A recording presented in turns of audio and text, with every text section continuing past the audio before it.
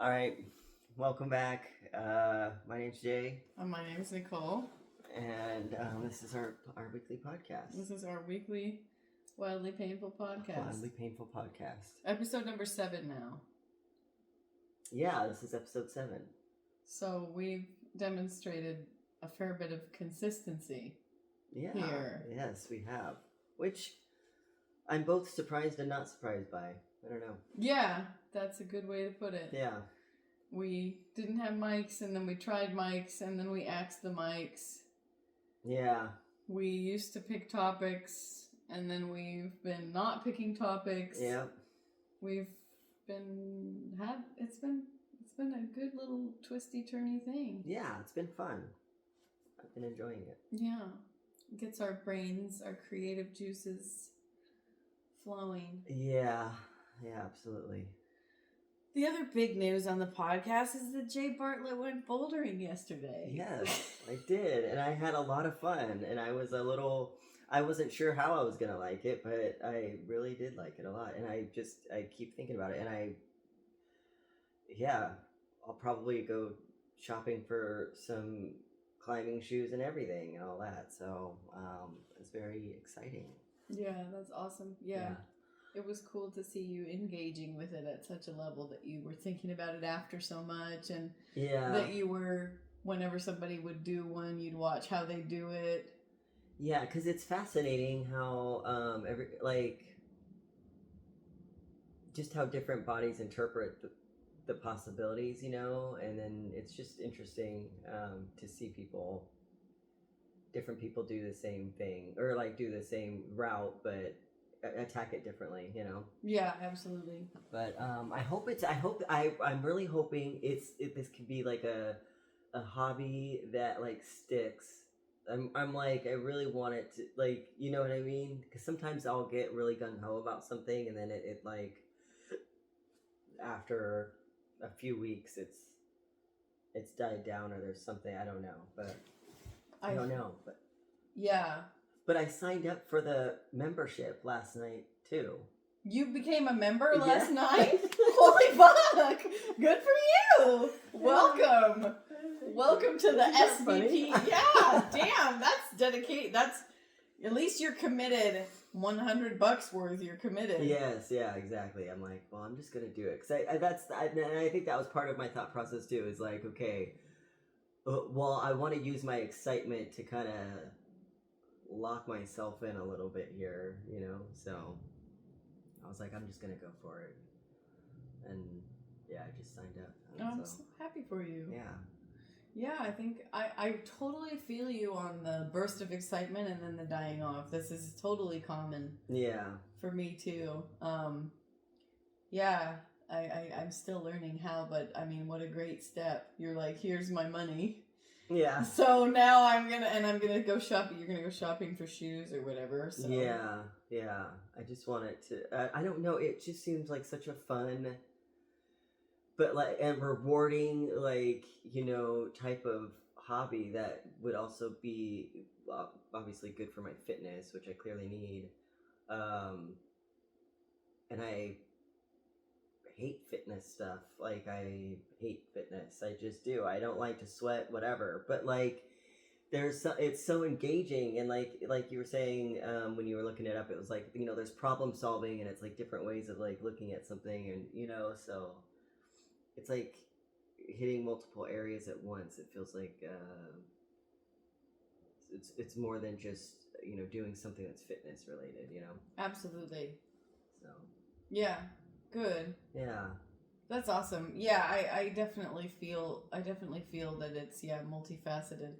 Multiple areas of fitness, but also, like you said, like mental engagement. Yeah. And a good metaphor for life, like we talked about, like you're facing your fears and obstacles are coming up and you're... Yeah, exactly. Like, it was interesting to when I started the first one, and then I'm like, well, I want to practice falling, so I did that. But then when I then tried to go to the top, I'm like, well, gosh, I'm kind of, I guess being so up high without any ropes or nothing is a little unnerving. So you have to like get over some shit to like do it. You have to push yourself. So Yeah, I think there's a huge. Yeah, when things get intense, for some reason, trying to stay calm. Yeah, and remind yourself. But I'm still working on that exact thing. What happens for me is that some risk is there, like, oh, my arms are getting shaky, or my wrist is getting shaky, or that's going to be kind of a leap. And then I start going, well, I could fall, and then yeah, I get in my head, but then I try to remind myself. But you watch me still grappling with it. I try to remind myself that I know how to fall. right. But sometimes I've had to spend whole times at the bouldering gym just falling and falling and falling because I want to try to get used to, oh, no, I know how to fall, and falling is not a big deal. You saw how fluffy the mattresses were. Yeah. But yeah, so it's good. If it's good, I mean, you're aware of what's going. That's the same thing that, yeah. But it takes over if I get really shaky up there and I'm really up high and I'm not really conscious and careful to go, so what? The fear wins, and then I start coming down. Yeah. One of those moments where you're up against your own emotions, and you have to be conscious and fight it, or something. I don't know. Right. But like when your body is like shit, like when you're at that level where it's like you don't, yeah. Like when do you know to push yourself versus letting yourself accept what your body's telling you? Yeah. You know? I don't know. That's the thing. It's a good question. Yeah. That's also learning, I think. Yeah. Because I think there can be moments when you have to know which part of you is talking, and I think that's still, like, we've talked about this before, like, I think that's really subtle. Right? Like, if I want to push it for what? Because I want to complete it, or some sort of approval seeking, or whatever. If there's a driver that's fear-based, then likely that's not my heart that wants to push it, and likely that's my mind. Right. So in those moments, if I can be aware of that, that would be a good time to go, it's not as important. I'm just here to have fun and grow.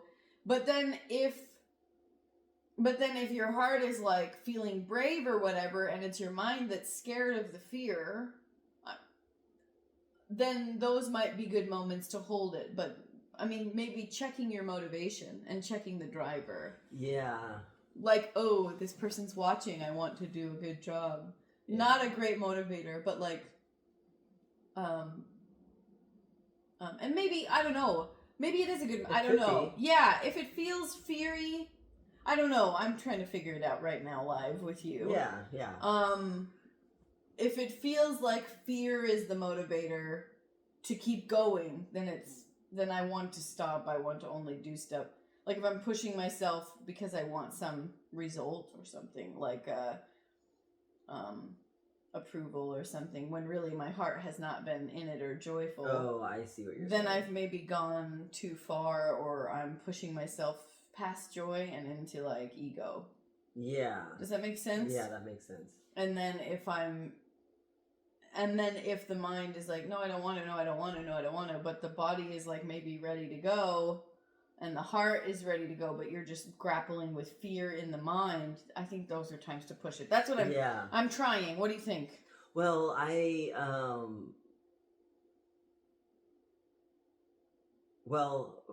from what I understand physiologically, when you're shaking and you're kind of saying whatever, you can always push your body is fully capable of more. Mm-hmm. That we're like wired to have our minds obviously protect us and tell us that we can't, because it doesn't want us to go to that max limit naturally. But what you were saying is interesting, and I'm curious. So if the joy versus ego thing, if the ego, if and maybe I'm misunderstanding, but like if the ego, it can push us further, then why not use that? Yeah, when when the mind says no, but the body says maybe, I like that. But when the ego says yes and the body says no, I don't like that. I see. I think we're grappling around. I don't know what the right answer is, but if I want somebody's approval and that's why I'm going forward, but really my body is like, I don't really need that, or that's not really me. Like, if I have the discernment in that moment to know that that's what's happening, I don't want to follow that because I feel that's a fear motivator. Gotcha. Okay. I don't want to move through the world supporting fear. But then that means that I have to do it the other way too. If the mind is like, I'm afraid to do that. I'm afraid to do that. That's scary. That's scary. Then I have to push past that fear too and keep going. Does that make sense? Yeah, absolutely. So whatever way makes fear win, I don't want to do. And whatever way makes... But if like an encouragement or like a friendly... If like an encouragement from somebody and you want your boyfriend to be proud of you or whatever, and you decide to do it then, good, but how are you feeling in that moment and what's driving you? I don't know. I'm trying. No, this is so interesting because it's almost like there's like two different types of fear. Like there's the fear of there's a fear of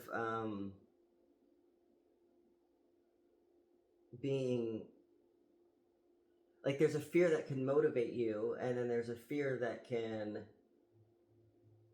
control you in a way. Yeah. Do you know what I mean? Yeah. And I guess I'm just looking at it from a more broader perspective, like, because when you say, well, if I'm feeling motivated by needing validation, and there's a fear of not getting that validation, then I don't want to do that, right? You don't want to feed that type of fear. But if, and maybe, I don't know, maybe I'm getting off track here, but maybe no, I like it. Is the fear, but then there's another fear of maybe failure that keeps us from taking action. I don't know. Like, I feel like I've lost the plot in my mind. I've kind of like. No, yeah, that's okay. It's a little complicated. Let's take one case. Yeah. Let's take one case at a time. Okay. Let's take one case at a time. I think this is way too close to home, but I'll just expose myself. I want my boyfriend to be proud of me, and I know he'll be proud of me if I get this, okay? But I'm tired. I don't want to anymore. Just genuinely, I don't want to anymore, okay? In that case, I believe that it takes more courage to say, I'm not going to do this today. Because then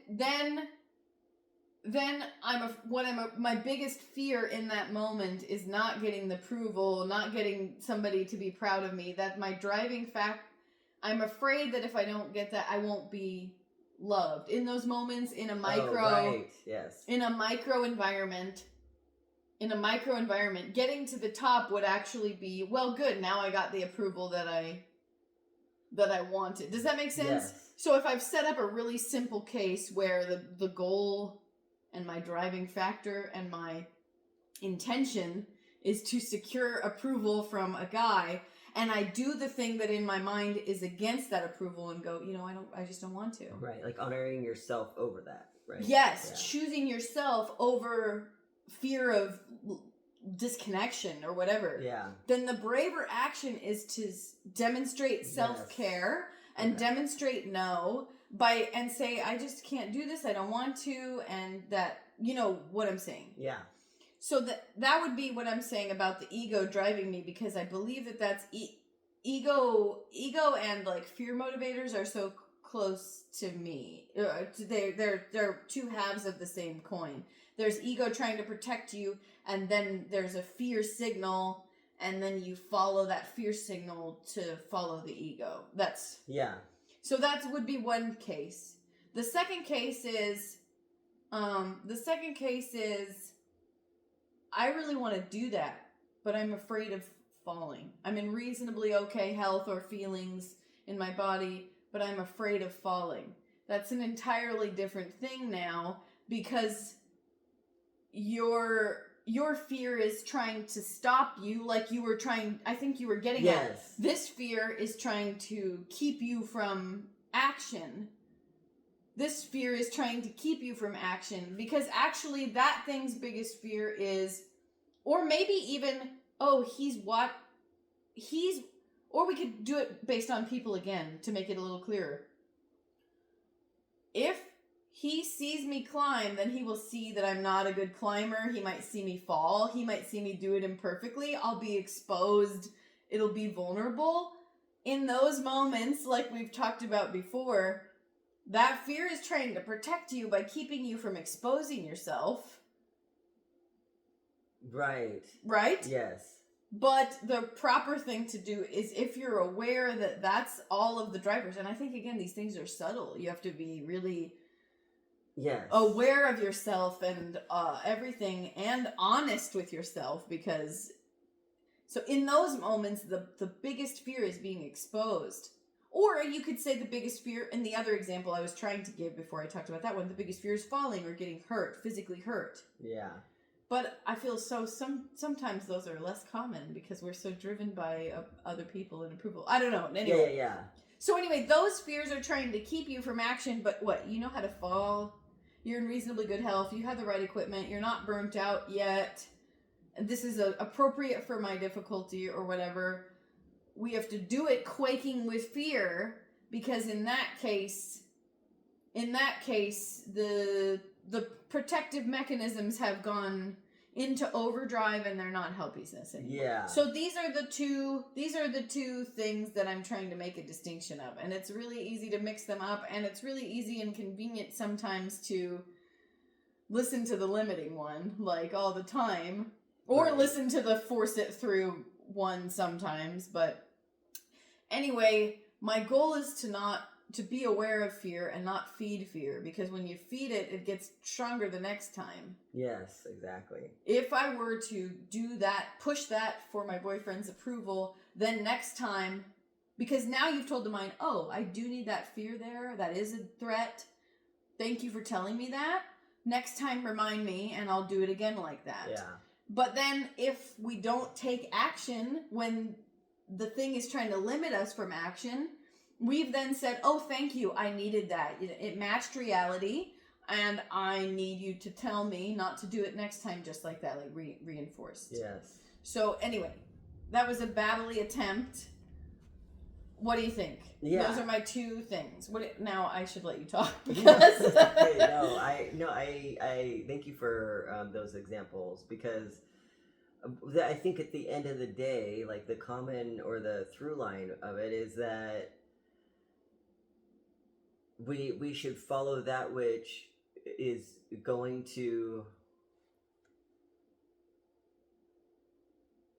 serve us, that what we want to do in the face of fear, right? It's like, so obviously we're being pushed to do something regardless of what the fear could be, if it's self or acceptance from others or safety or otherwise, right? Yeah. So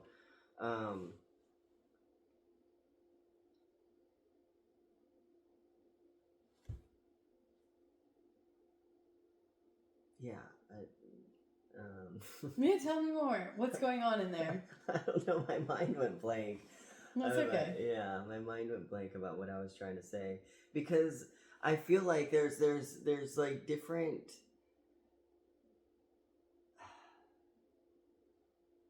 like fears that serve us, and like, how do we identify those? Yeah, say more. Let's get concrete, because I feel like you're onto something. Well, I mean,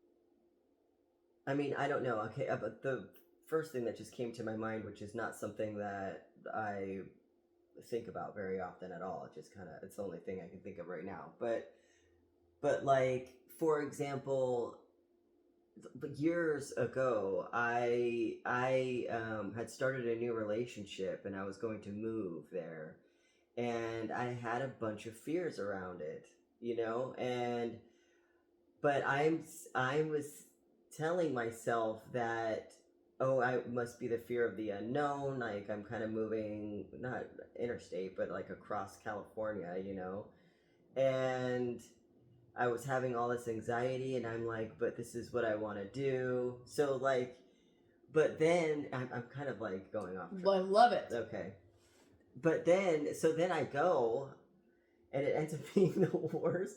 It ends up being very clear to me that my body and my soul was telling me, do not go. Oh, okay. Do you know what I mean? Yeah. So like, Ugh. yeah. That adds a layer of complexity, but I'm happy that you brought it up. Okay, good, because I couldn't tell if it was still on track. With It's what we were totally saying. on track because we are expanding our understanding of fear by talking about its many faces. And you're telling me that so it felt like fear to you in those moments. What the signal that you felt like you were getting from your body was, I'm afraid to go do this. I'm afraid.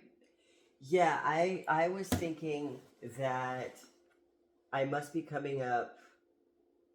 I mean, it was a really kind of fucked up time in my life to begin with.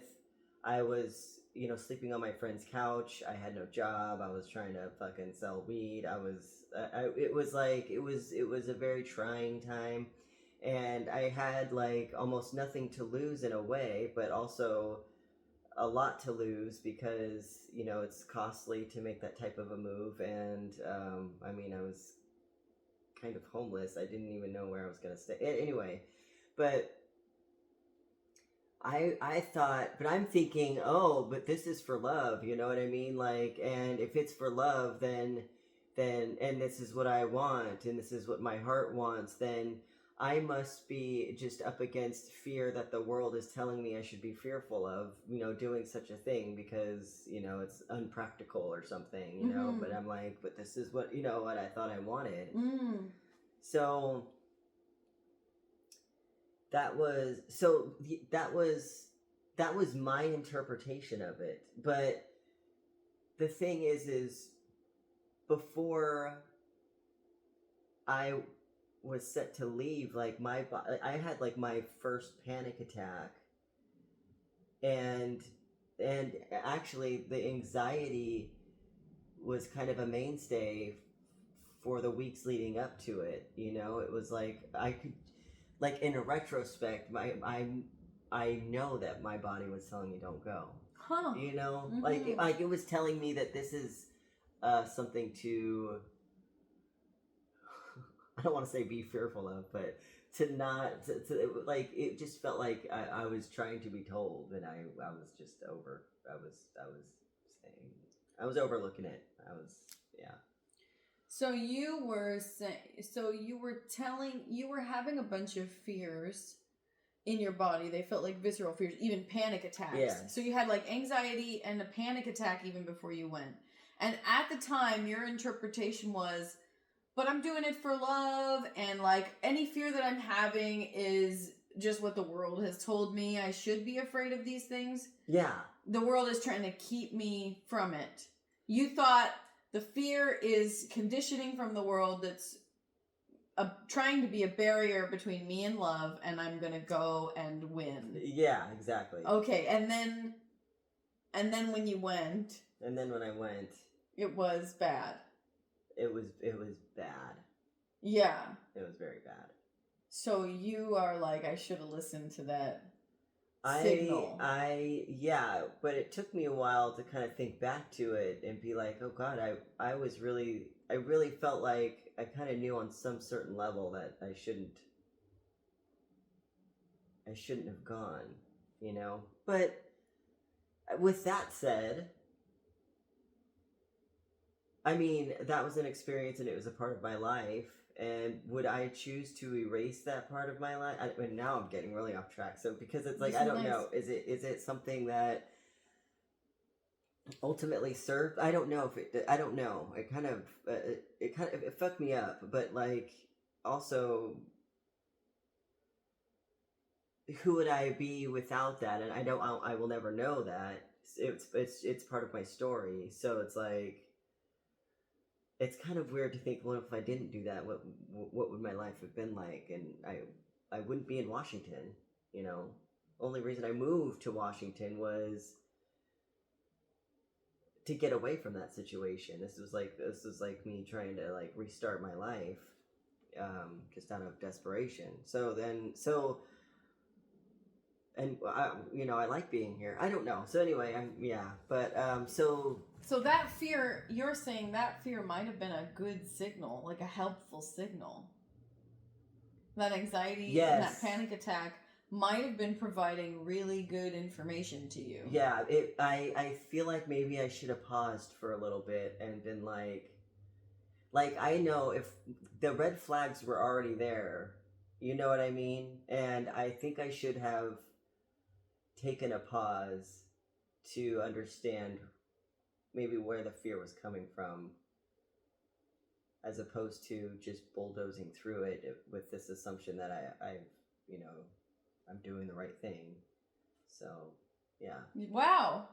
Okay. I'm loving this. Okay. This is very good because it sounds like fear isn't necessarily always a thing to make sure that we're not.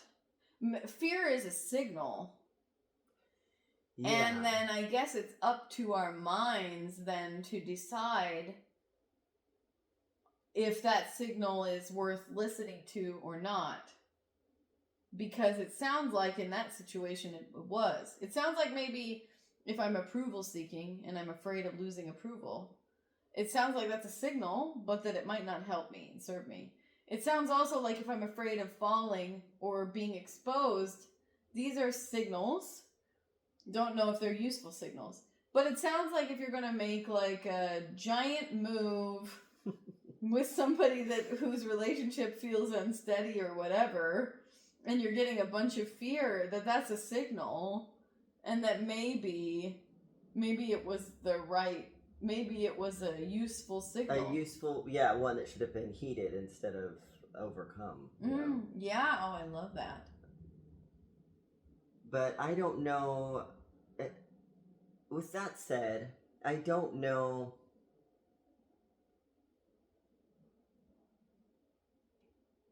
how in line. I just don't know. Well, can you remember what you were afraid of? Like, was it just raw fear and you never figured out the story, or do you have some thoughts that were tied that we might be able to figure out what your deepest fear was back then? Yeah. What do you think? What do you think that the fear was coming from? Like, one, like you just dread. Were you just dreading being around this person? Or were you dreading leaving something that you had? Or were you dreading getting hurt? Or like I wonder what you were afraid of, or if it was just coming body level fear that just had no story. Like I don't know. Do you know what I'm saying? Yeah, like I wonder what your number one fear would have been if we would have journaled retroactively. Back then, I think that I was scared. I was having fear around just the massive change of it. Okay. It was the life change that I was about to embark on. That, yeah. And also,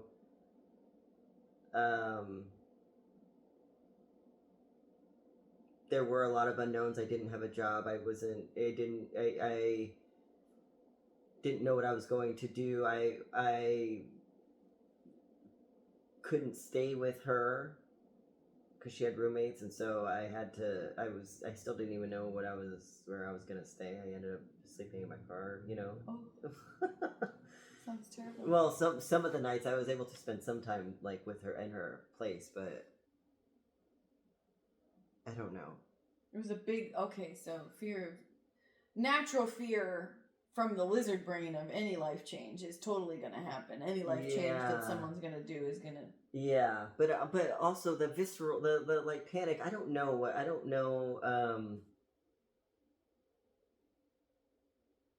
I didn't take the time to try to figure out what I was scared of. I just assumed that I was,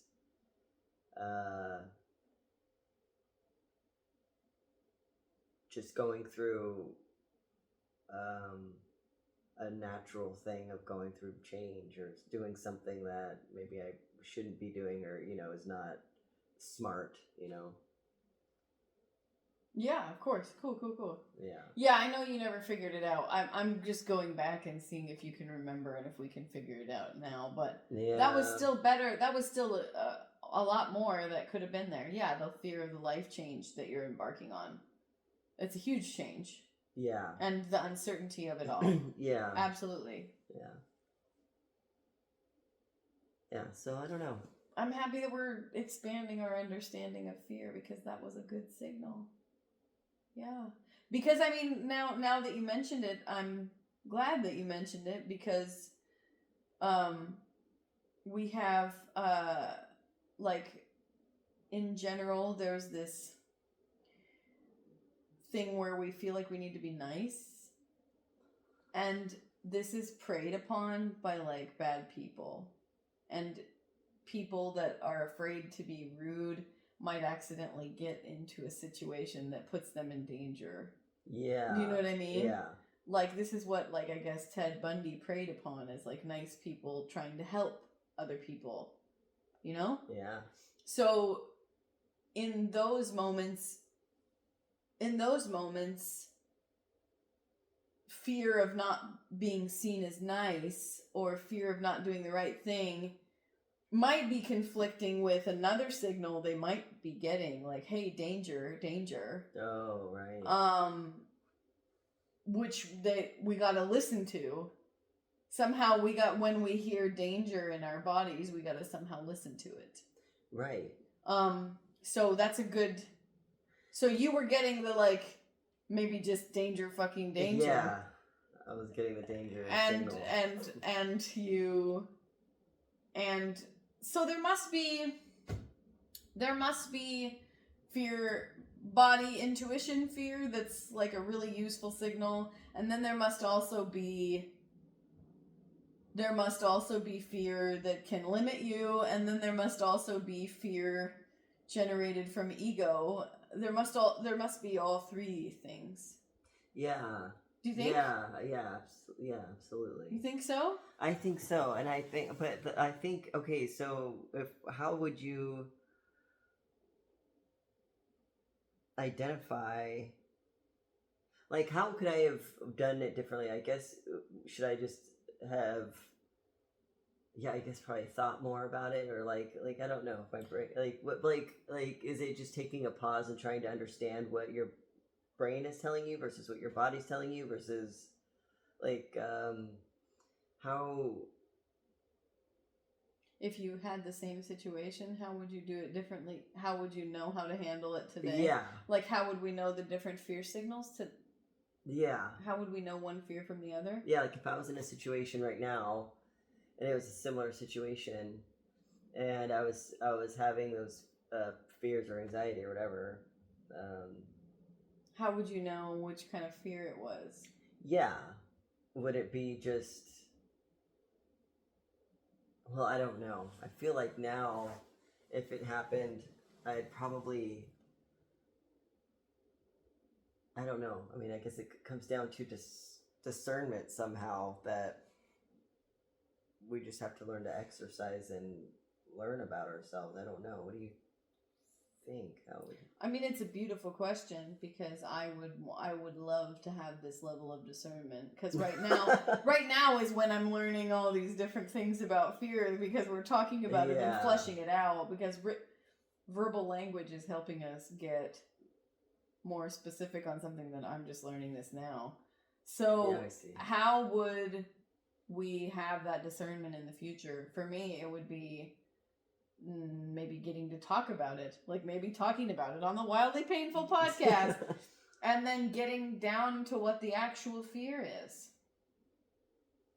Yeah. Does that make sense? Yeah, exactly.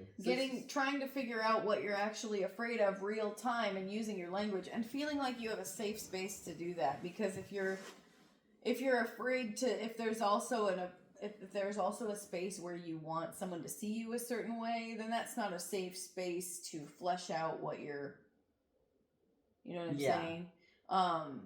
you need a place where you have someone safe, how they can perceive you safely, or you feel safe in however they perceive you or something. And then you can use language to express what the actual fear is, and then decide whether it's an old thing or a helpful thing or a new, a still useful thing, maybe. Yeah. Right? Yeah, so just taking the time to understand it, really. Yeah. Yeah. I think so, because like we've talked about in other episodes, these things are happening so freaking fast. Yeah.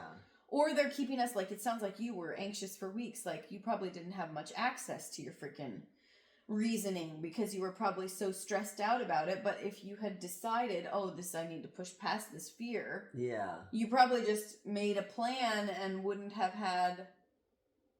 You probably just thought, I just need to cope with these fears and get through this and do this thing. Whereas if you had it now, maybe you'd be like...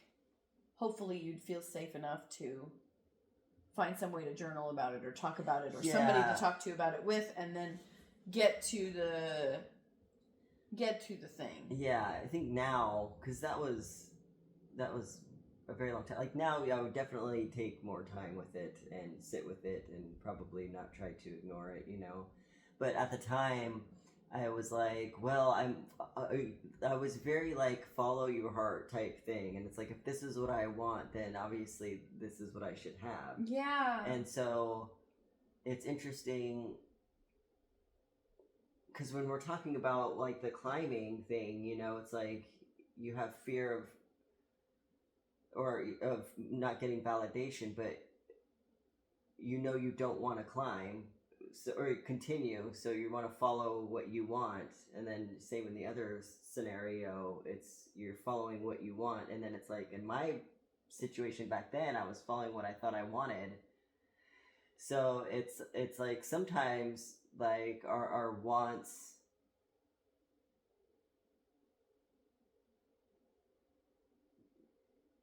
good for us. I don't. Now this is a whole other topic because it's almost like. Well, but did I want that? I don't know. But I think in terms of like relationships specifically, like in this scenario, it's like your reasoning can be clouded, or like you reason away the red flags, or like you overlook so much. Or I mean, at least what I used to do back then. You know what I mean? Like you're trying to, you want it to work, So, that would probably be a, like I feel like that makes it much more messier to deal with when it's something specific towards like a relationship, Yeah. So. Yeah, well, I think it's so fascinating. Like, I've had parallel questions before that it's good that we're talking about it, because I'm a huge follow your heart thing too, but I've definitely had horrible judgment. Yeah. So I don't want to lose the follow the heart thing. Right. Because I don't want fear to win either. I don't want... Right. Right, like fear, like Jim Carrey always says, like, had once said then, that fear, people, there's a lot of people disguising fear as practicality, and I just never have wanted that shit. But then I also have, like, given money to horrible boyfriends that I've wasted, and or spent time with people that I was being really understanding to, but then later I could see that it did, like, emotional damage to me that I had to dig myself back out of, like, it's like I followed my heart in those instances, but something else was offline that should have been there. I don't know if I'd trade it, but... Right. I don't know how to balance, I guess we're trying to balance the heart and the mind, because we have to protect ourselves somehow. But then I'm like, is protection fear? I don't fucking know. Yeah, exactly. Is it fear, and then how much of...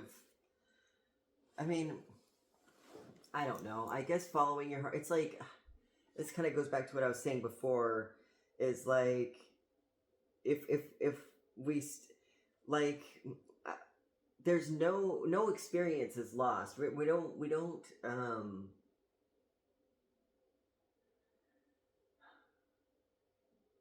like, do I regret making that decision and following my heart or what I thought my heart wanted back then? Do I regret that or not? You know, and it's like now that I'm out of it and I've had a lot of space from that experience, it's like I can accept it. I feel like I don't know if I would change things. Well, I would change some things, but like going there and having that experience, it like changed my life in a way. And at the time, I thought, well, this is like really breaking me, and I'm never going to recover from this, you know. But I think having come out of it, that experience, in some way, you know, it's like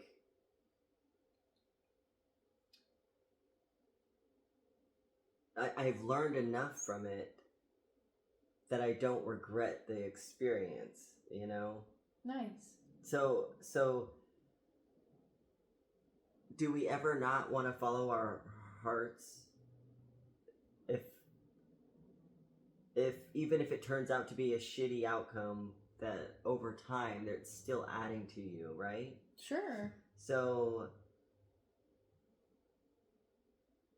yeah, I don't know. Is it? I guess I'm trying to understand if I'm still just trying to unravel the whole fear versus following hearts for whatever type thing, and when to make that decision or how to, you know. But I don't know. That's beautiful. Yeah, I'm happy that we're doing that because I think it's really useful. Yeah. Because I have without really knowing it, had these deep questions for a while. Oh. Because what the heart of a child just follows itself and follows its excitement, and that's what we were talking about the other time. That I'm like, oh man, you're right. Like the excitement, like a kid would just follow their excitement and just do that. And I don't know how that differs from the heart. But anyways, yeah, like I don't want to become so boring and flat that I don't take any risks, and I don't want fear to make my life small. Right. And I don't want to be second guessing everything. I don't want those things. But then I also get really pulled off of my self-care. I get really, you know, when I do follow my heart, I do have a tendency to not take good care of myself so it's like anyway, yeah. Fear and love, it's like sounds so simple on paper, but I think that this is nuanced and complicated. It is very, yeah, absolutely. Absolutely. They're like two different sides of the same coin, you know, in terms of how they can affect you, I think. Like both fear and love. Like they're opposites, but like they're also very life controlling, you know, or defiant. I don't know. Yeah.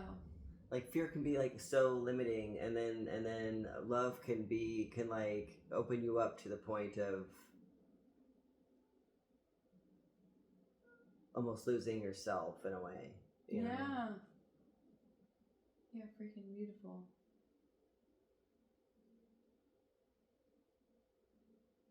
Yeah, there's to get more solid on it, I would want to read more, but I remember a Pema Chödrön book saying like fear is something that you actually want to follow in some ways because it tells you what's important, like it's close to the truth. Oh, interesting. Like somehow, like I don't know why I'm not doing a great, it's going to be really rusty because I don't think I got in there very much, and I think it was a long time ago, but I remember one example from her book was a guy who was sleeping in a hut and he saw like a deadly snake in his hut with him, and he just watched it because he was kind of like, if I move, like, what if it attacks me or whatever? And he watched it all night, and at the end, he, like, bowed to the snake and thanked the snake for because, like, I don't know what I'm trying to vaguely remember, but then I think my point is trying to be around the fact that fear tells you maybe what's, like, important. And also, it's really present. It makes you really, really present. And if we didn't have fear, at least somewhat times that we're grappling with, we probably are not playing with stakes. Like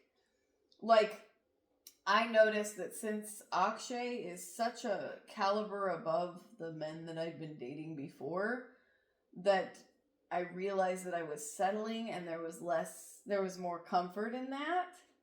Yeah. Does that make sense? Yeah. And then once I started dating him, it's so much scarier because it feels like real stakes, real money's on the table. Yeah.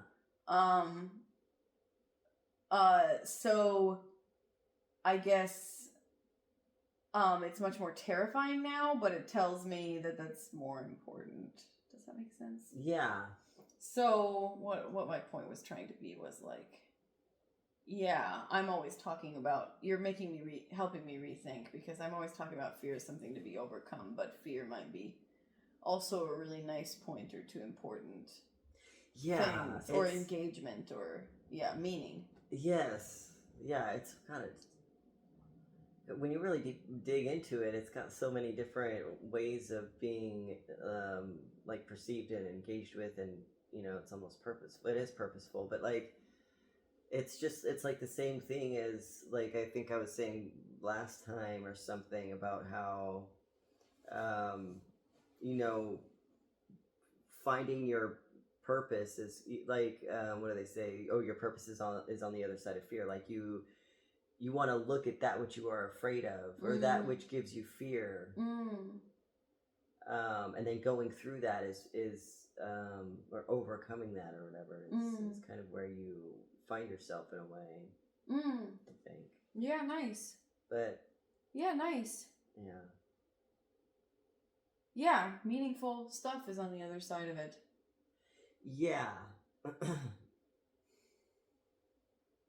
Yeah.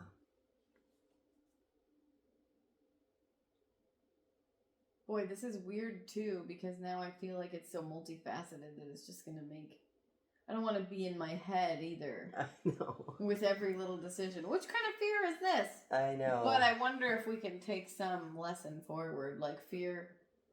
Somehow not being so afraid of fear, or just being aware of what the real fear is, and deciding whether or not to let it, like... Let it rule us. Yeah. We don't want to be controlled by it. I think resisting it is like, or having a more welcome approach with it, or just understanding it's part of being human. Yeah, that's it. Yeah.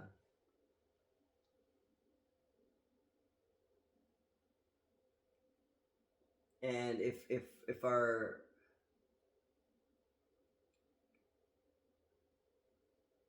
we don't want to listen to fear that makes us small, or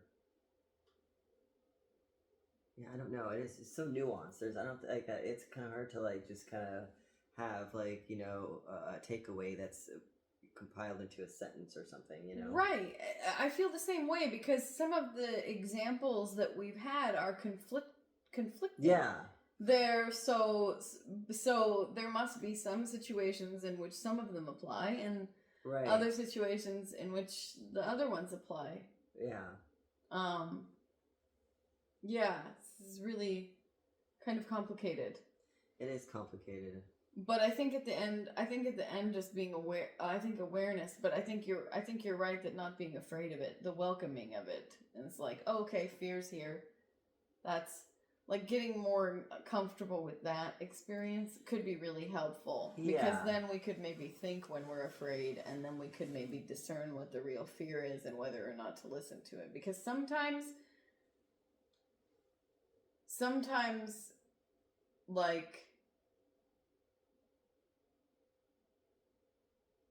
sometimes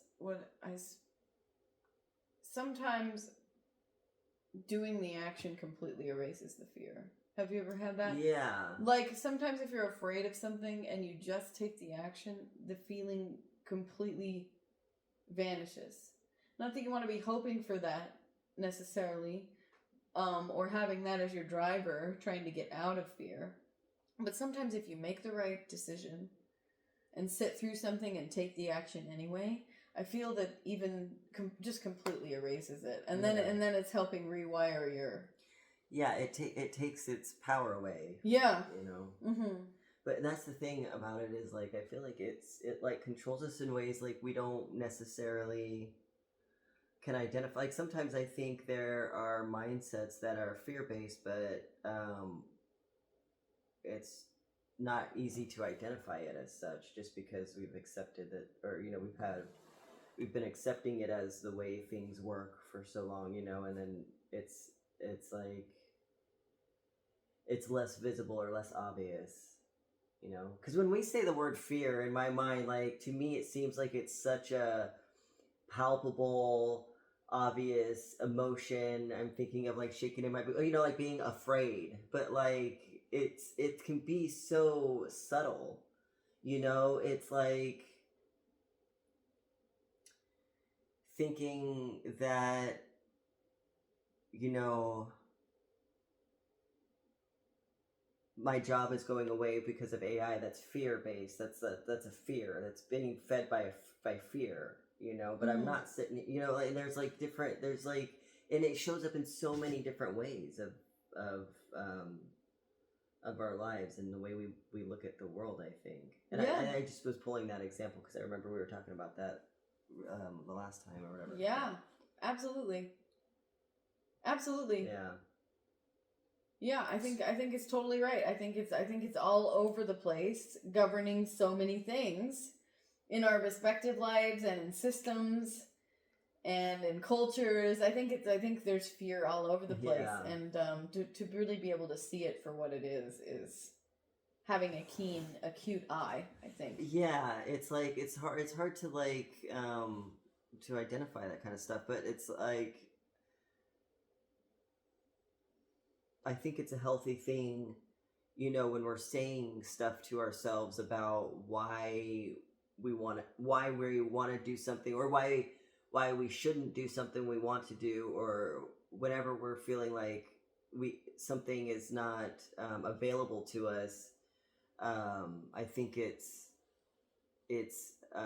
important to ask, well, why do I believe that? Why do I like, where does this belief come from, and is it rooted in like true reality? And like, but at the end of the day, what is reality? Who defines reality? I do. So why am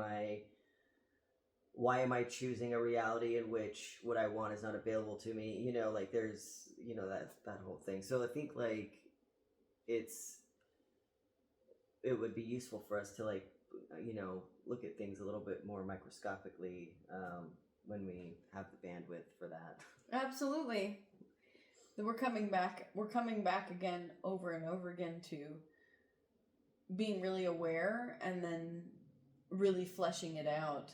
And I think that's useful. And at first I was like, man, we have to do that every time, but I think that we'll get better and better at it, and it'll go faster and faster if we find the right framework or flow chart or whatever we need to do. Yeah, exactly. Then build right now the correct framework or whatever. I think we'll get better and better at recognizing the signals and which ones this is one that I avoid. Oh, this is coming up because I'm in front of people. Yeah. Oh, this one's coming up because Akshay's here and watching me. Yeah. I think just discernment, but I think I wonder if there still feels like so much like I don't understand about it. Does that make sense? Yeah, absolutely. I still feel unresolved. Like I'm like, I don't know how to go forward from here. It would be nice to know how to go forward from here. Yeah. Because can we flesh out, please? Because you said it, and because I kind of vaguely know, but it would help me to put words around it. Let's talk about fears that keep us small. Okay? Okay. What does that mean? Because I kind of vaguely know, but I also kind of don't.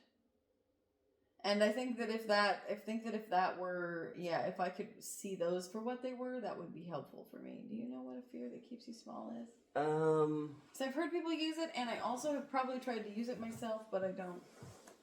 Well, maybe like, okay, so if somebody,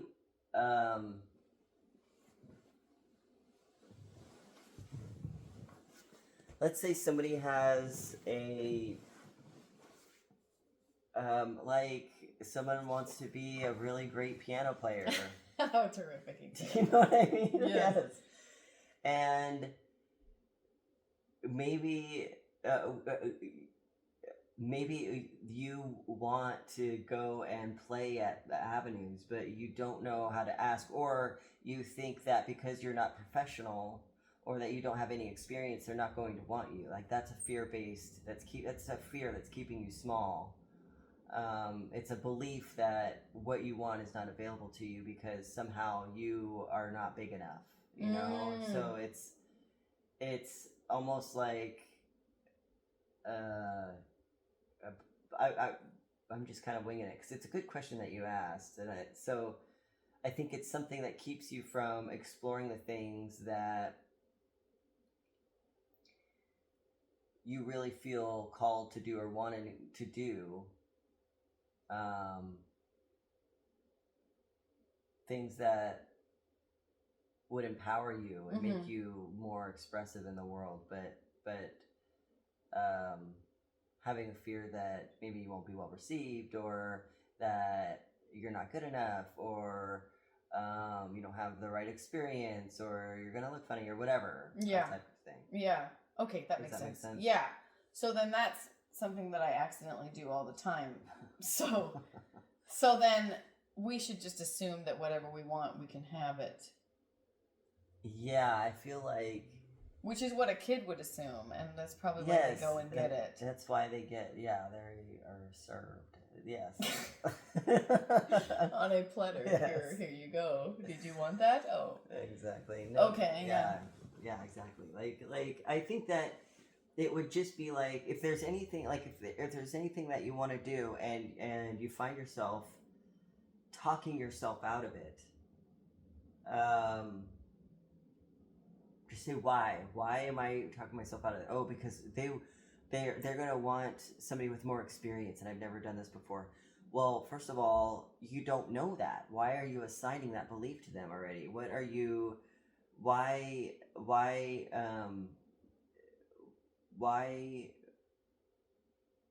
define the outcome before even approaching the situation? You know, before even knocking on the door. You know. Yeah. Yeah. But like the fear, I think, in that is probably ultimately the fear of rejection because of what you've assigned to what the outcome is going to be. You just think it's going to be a rejection. You think maybe you're going to look silly asking for it. Yeah. You know. Yeah. When I mean, they could be very impressed by your ability to approach that, and you know, they may really like your energy, and you may have really good rapport with them right off the bat, and then it could, so it's like, that's what I think of when I say like fears that keep you small. I like it. Yeah, I think that you might have connected the dots on something else. Okay, so first of all, I think it's brilliant what you say, and it does help me.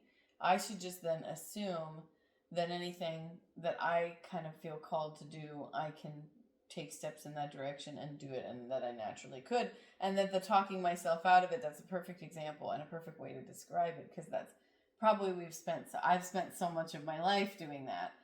So that's great. But then, do you remember a few episodes ago, we started talking about like, now we just have to figure out what we want, because we don't know, we've created a life that we don't even know what we want anymore. Do you think that we probably did know what we wanted, but that we talked ourselves out of it, and there's, anytime our brain goes there, it's just so used to the talk itself out of it pattern that we've lost touch with the idea? Could that be part of it? Yeah, I think that's very, absolutely. Because I mean,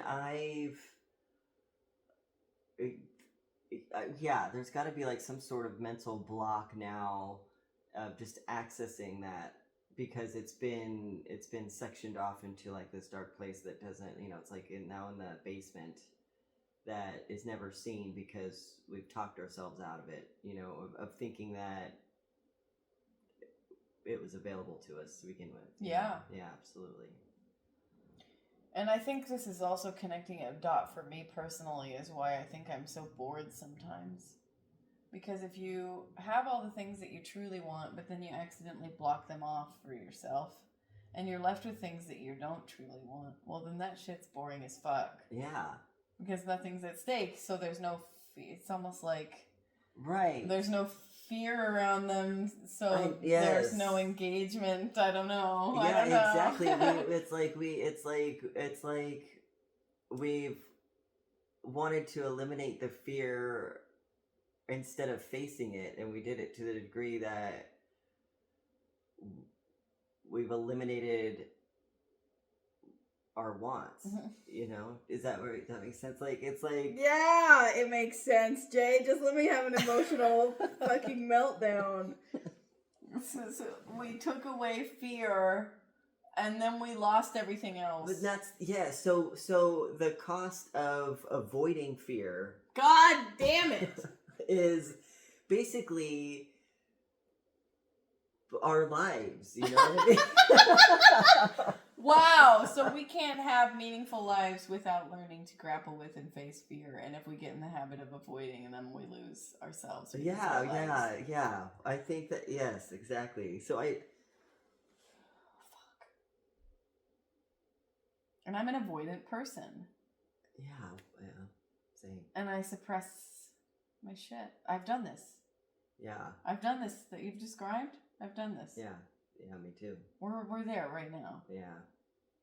Holy fuck. So the thing is if we were to somehow undo this sectioning off of these things, like, what would be there? Yeah. Oh my god.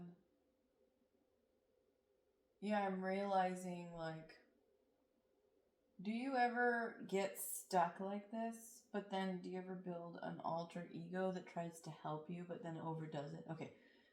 Human psyche is complicated. I don't know if this is working, but imagine that you become totally stuck and depressed because you've done exactly what you just described, like avoid fear until you are totally out of touch with everything else that life is about, right? But then you try to push yourself. Then you try to push yourself too hard, and like you're some sort of deranged coach that's like pushing yourself and never satisfied or whatever. Have you ever done this for yourself? Anyway, I realize what you're saying is like, I've probably come to some version of this conclusion is like, we got to get more and more comfortable with fear, but I've gone in a direction where I'm like not gentle with myself and gradual with myself in the process, and I've tried to force myself to a degree that makes me then shut down and overwhelmed and stiff and stuff. So I guess, yeah, if we could undo it, but gently this time. Yeah. Does that make sense? Yeah. Gradually. Because I think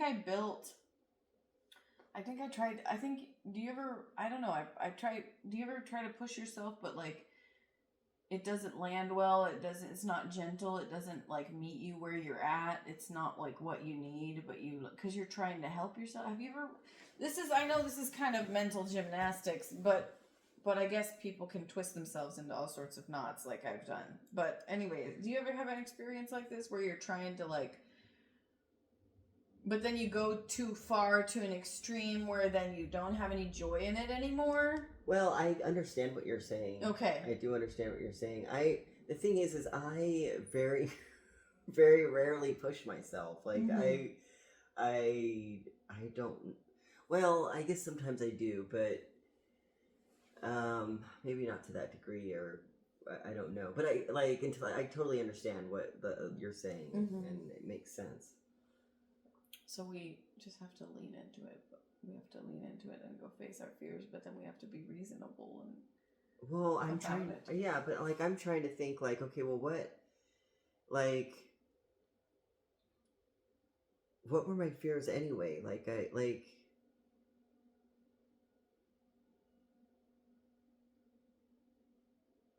think if I understood what my fears were, then I would understand what it was that I ever wanted. Okay. Let's find them. They're buried in there somewhere. Well, yeah. Why don't we take... Yeah. What do you think? I don't know, but do you... So, can you identify what you want? Or what your fears were? What I can identify is...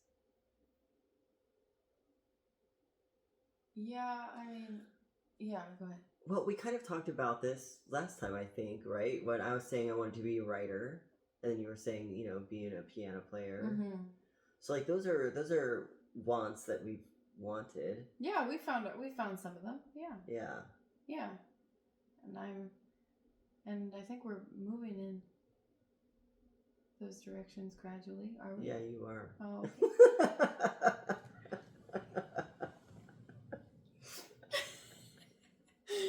Well, that's what I was hoping is that do you want to talk about the writing thing? Because I'm not saying that I'm going in fantastic directions, but that might be the best move that I've ever had is that I'm doing it slowly and gradually for once in my fucking life. Yeah. Like, okay, the music arrives tomorrow for my things, and I'm going to see my old piano teacher tomorrow. Oh, nice. You see what I'm saying? Yeah. Like, these are just like little freaking steps. Yeah. Little freaking steps. Yeah.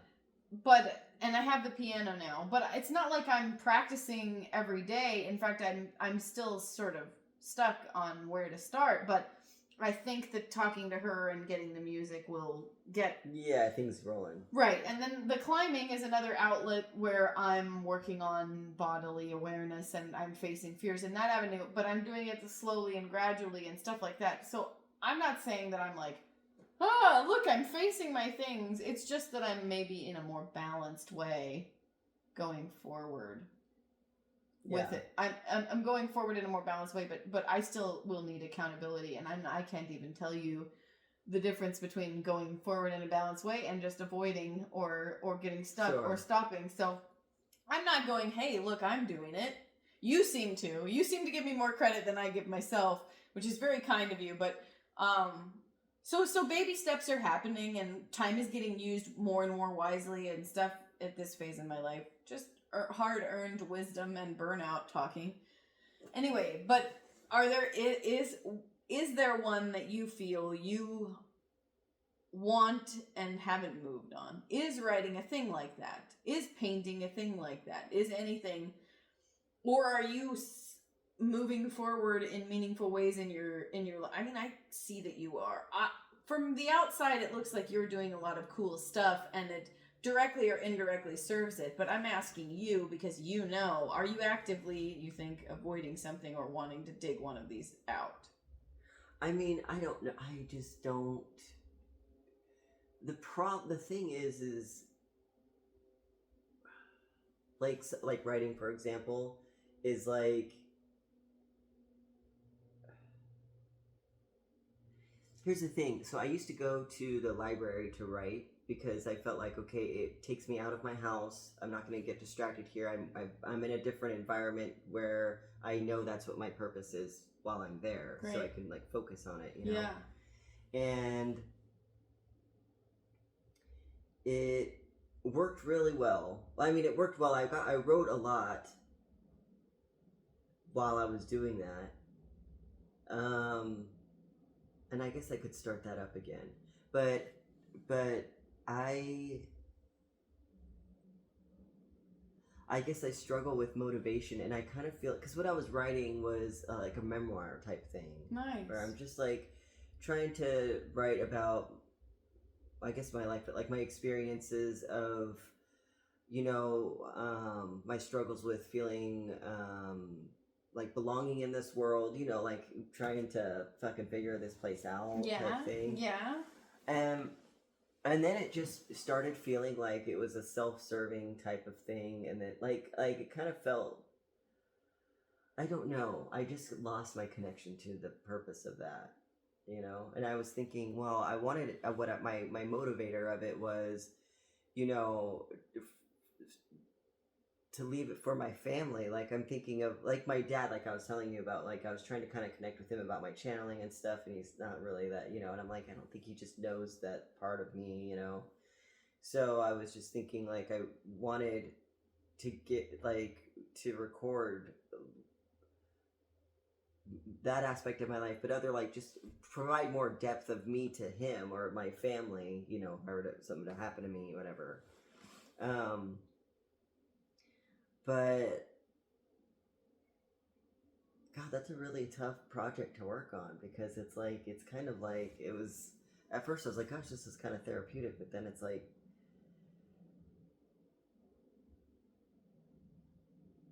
I guess there's parts of things that are difficult to look at that you kind of like rub up against when you're writing about shit like that, like about yourself to that degree or something, you know, and it's like, but then I just lost, I got so burnt out on it. I just got burnt out on it, and I don't know how to pick it back up, and now it's just this mumbled mess that I don't know how to approach it anymore. Mm-hmm. With that said, I don't know what else to write about. I'm not like a fiction writer, you know. I've never really had that desire, whatever. But anyway, so That's interesting. Yeah. That's interesting because it sounds like you had two things that you said. You said it seems kind of self-serving almost. Yeah. Which sounded like almost what we were saying about talking yourself out of it. Yeah. Because I do the same shit. And we've talked about this with you before, is like being afraid of having an ego, but you really just wanted to be seen. Yes, that's exactly that's the what I'm rubbing up against. They're bumping, you know, ramming against. But then you also said that you got burnt out on it because it was intensive. It was an intensive way to look at yourself, kind of. So it sounds like there were multiple factors that made this difficult. You had your barriers and self-judgments, maybe that you had an ego or something because of... Yeah. Then you also had, this is really intense to dig at yourself in this way. Yeah, it kind of felt like it turned into like journal entries almost, you know? Yeah. And I was like, I'm thinking, first of all, I've never written a memoir. I've only even read a handful of them, and I don't even know really what I guess you have to have an arc, and like you have to get the reader to like care about, you know, and I'm like, I don't know how to do that, Mm-hmm. you know? Mm. So like there's a there's a technicality about it that loses my, like, I don't know how to, you know, I'm suddenly like, oh, okay, it's almost like when you want to be like a energy healer but like then you have to put a price on it to sell your services. It's almost like, well, that kind of loses its purpose in a way. Yeah. That cheapens it or something. And Mm-hmm. like, okay, so now I have to write this to be marketable, but then I don't even want it to be marketable. I'm writing it for my family, but then wait, do I want it to be marketable? Because maybe I do want people to read my story, you know what I mean? And I struggle with that. Yeah, so anyway. No, I get it. Yeah. But this sounds like back and forth. This sounds like you are such a mirror all the time. So thank you for drilling into this and talking it, because this analysis is overwhelming. First of all, I love what you said about like sometimes there's technical blocks, like you don't know how to do it. We almost need classes. Yeah. I wonder if AI could help you now. I don't know. Maybe. Oh. Or maybe I wonder if there's classes you could take. B, it sounds like you need due dates when you're grappling with it being for only you or something. You sound like you need some structure and some due dates and some stuff. But I don't know. I get it. In terms of like, do I want it to be marketable or do I want it? And you get lost in the head a little bit. Yeah. Yeah. Yeah, this is me. This is totally me on all my shit. Yeah. I don't really know how to solve it, but I just definitely see me in there. Yeah. So, I mean, what do you want? Not like feel like you should do or feel like you should answer. What do you want? Do you want to finish that thing? Do you want a fresh start? Do you want simple things that build your skills? Do you want a class so you can talk to people about this? What do you want? Yeah, I don't know. I mean, that's the thing. Ideally, I could finish it. Cool. Um, but I also do want it to make sense to an outside reader. You know what I mean? Like, It's not just for you. You want people to read it. well, And not just for your family. I mean. yeah, I guess so. I guess I do. Yeah, I do. I want it. Well, I don't know. That's kind of sometimes I do and sometimes I don't. That's Okay. it. So it's not like I have any clear direction on that, really, you know. But sometimes I'm like, I do. But then I'm like, well, why is this even interesting to anybody else? You know, like, why would anybody care? This is like my dad, like, if anybody in my family or a close friend wrote a memoir, I'd want to read it because, like, I know them, you know, and I want to know what they would write about their life experience, you know. So that's kind of what was driving me a little bit, because I'm assuming, well, maybe my family would have that same desire, but yeah, I don't know.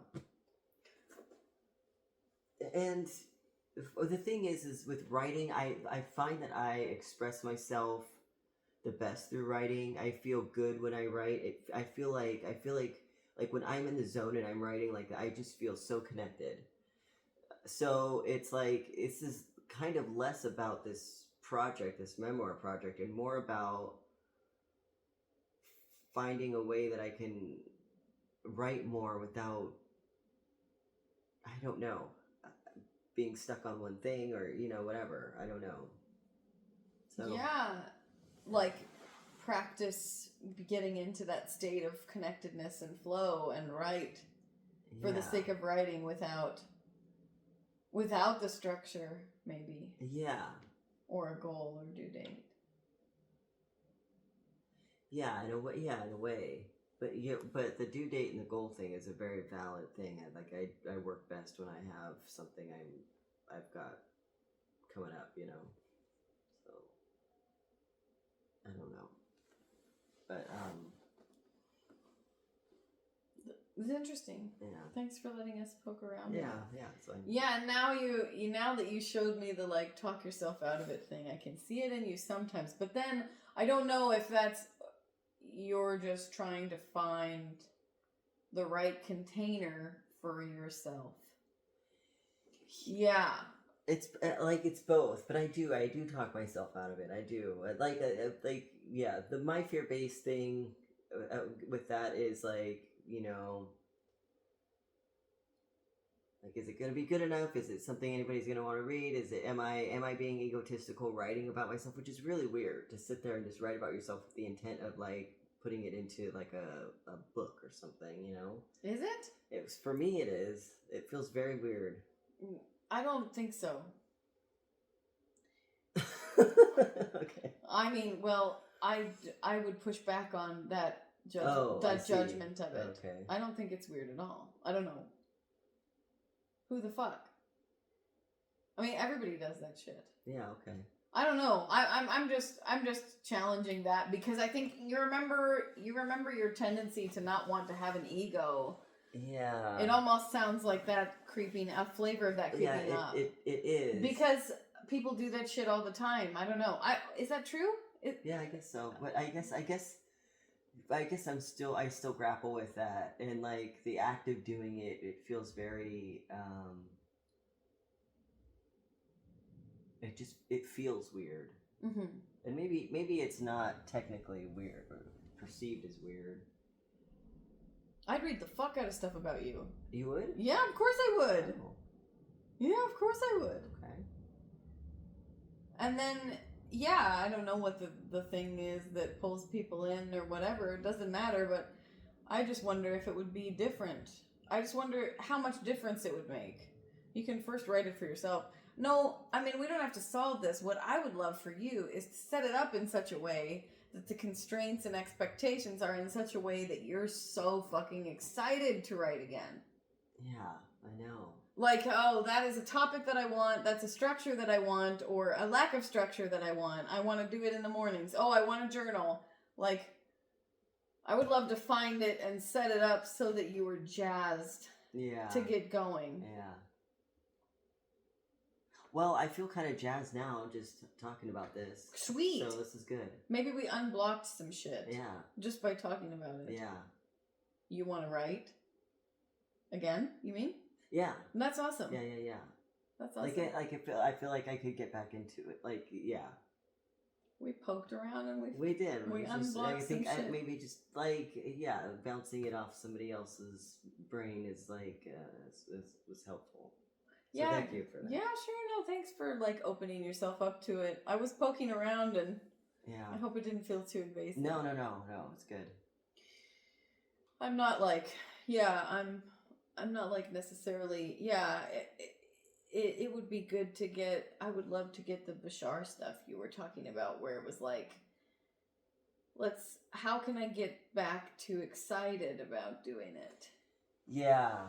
That's only just occurring to me now is like, okay, like, we probably shut him down because of some other stuff. Who knows? Maybe fear was a part of it and avoiding fear was a part of it. Yeah. But the real reason we wanted to do it in the first place was probably because we loved the endless possibilities and the way that you could see yourself. Like, how cool is it? Like, writing about yourself, that's why I was, like, pushing back on your claim that it's egotistical. Because, like, how better can you see yourself than when you write about yourself? If that's your favorite way and if that's your clearest way, and I feel the same way sometimes, it's like, once I wrote that feeling out, I could understand that feeling. Yeah, and that's actually, that's exactly right. Like a mirror, like when John's dad had passed, his uncle, his dad's brother came over, and John's uncle, we were all talking, and he's like, oh, like, Terry worked on motorcycles his whole life, and I also realize, like, when I work on motorcycles, I'm not trying to fix the motorcycle, I'm trying to fix me. I thought that was so sweet, and I think that's so metaphorical for how we're not doing anything, and we're doing something in the world, but it's not really about that thing itself. It's about all the ways that it organizes us, it makes us feel and helps us reorganize, or we lose ourselves in it, or something is happening for us. It's only for us. It's only about us. So, of course, even if you write about yourself or you don't, you're in there because it's your mirror and it's your outlet, and your experience is coloring what you... I don't know what I'm trying to say. No, that's perfect. That's exactly right. And that's why I was saying it kind of felt therapeutic while I was doing it, is because it's like you're naturally have to process what you're writing, you know, and it's, putting it in a certain way. It's like, reorganizing it in a way that's like, it's very helpful, and that's really well said. Yeah, that's good. If we can just play again. And, right? Like kids did. Like children, yeah. Mm-hmm. Just play again. Yeah, it's so weird how we can limit ourselves, stop our own flow with whatever.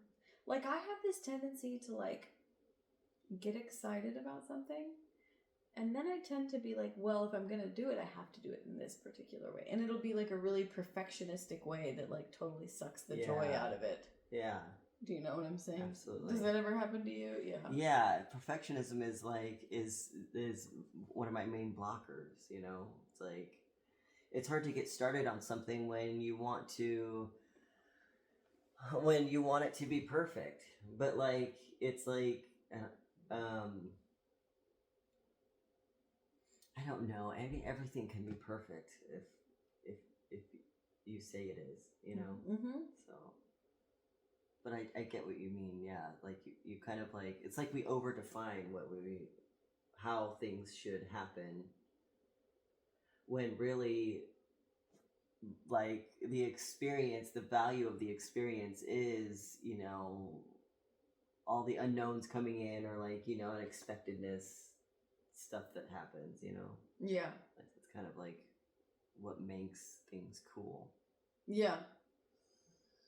The discovery process. Yeah. Yeah. Well, good. Let's unblock it. let's unblock all these things. Yeah. And just have fun again, I think. Yeah. I Yeah. don't think shit has to be so serious. Right? Yeah. Oh my god, what happened to us as adults? I think it's pretty common. Yeah. This is growing up, and then there's trying to unwind whatever the adulting process did. Yeah. Yeah. Yeah, that's good. Yeah, I found myself like excited to be like I'm so happy that you signed up to climb. And Yeah. I'm so happy that you're going to be going there and that it's going to be a good hobby for you. I think you'll have a good journey with that. Yeah. Because I find so much play in it. Yeah. At the end of the day. And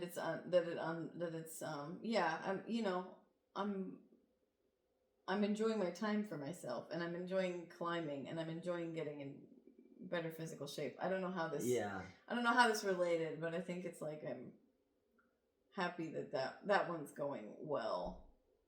Does that make sense? Yeah, absolutely. What I can feel right now is that I'm getting hungry and wanting a second salad. Yeah, okay. And so this can Salad. either be the end of it, or we Okay. can pop. Wow, how much time? Well, we got about an hour and a half. So, Oh, well, I guess we'll call that the episode. And then we make another episode. if we we- making it? yeah, exactly. Okay, exactly. good. Well, we talked about fear today a lot. And Yeah, it was we good. did. Yeah, that was good. And unblock some things. Okay, good. Yeah. All right. Cool. Well, thank you.